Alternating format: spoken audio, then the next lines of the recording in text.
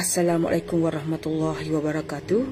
Saya sebagai Menteri Pendidikan yang baru, jadi saya ingin menegaskan di sini supaya berkuat kuasa guru tahun 90-an 80-an dikenakan kepada murid-murid sekolah menengah ataupun sekolah rendah dan ataupun yang malas bersekolah. Di sini saya ingin menegaskan bahawa guru-guru yang dikasihi sekalian sepatutnya menampar ataupun mengejek di atas kepala murid-murid yang kurang ajar, yang kurang mahu belajar ataupun malas pergi sekolah. Jadi saya memberikan kuasa itu dengan segera. Dan selepas itu kepada ibu-ibu bapa yang tak boleh orang marah kepada anak dia, yang selalu memanjakan anak dia. Di sini ingin saya menegaskan, ibu bapa pun saya turut suruh cikgu tampar dan mengejek muka dia. Jadi ya sebenarnya gini sekmu. Biarlah saya Menteri kalau lupa benar, tapi saya nak kecek Kelantan hari ni. Sebenarnya gini sekmu, ada cikgu bermasalah. Betul, ya suka lepas ke kemarahan. Kau anak murid pun ada juga. Lepas tu ada hak betul cikgu ni memang dia betul nak mendidik, tapi orang tua ni dia tak boleh kesih dengan anak dia. Maknanya dia pun ajarlah kan anak dia, memanjakan anak dia.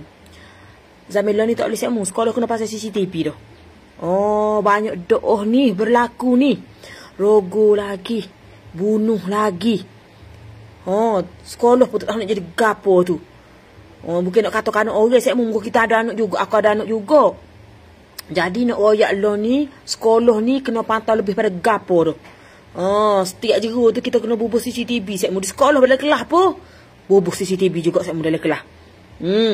Biar cikgu nak korek hidup pun tak boleh saya zaman lo ni murid-murid ni tak boleh tegur saya ibu bapa jenis sensitif pun ada. Aku tak katalah ke ibu bapa juga semua. Aku pun tak boleh juga. Kalau misalnya kata demo buat keterlaluan ke anak kita. Tapi kalau anak kita tak dengar kata, anak kita bengok doa, tak boleh semua.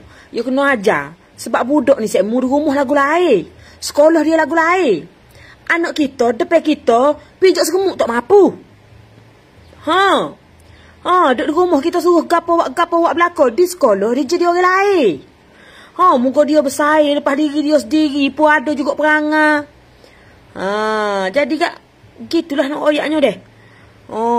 Saya sebagai Menteri Pendidikan yang baru tu, nak suruh kuasa semula lah ke cikgu tu.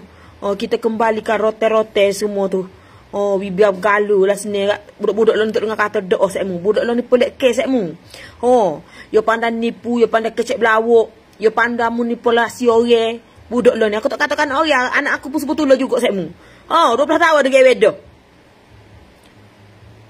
Jadi kak, keputusan saya telah muktamad.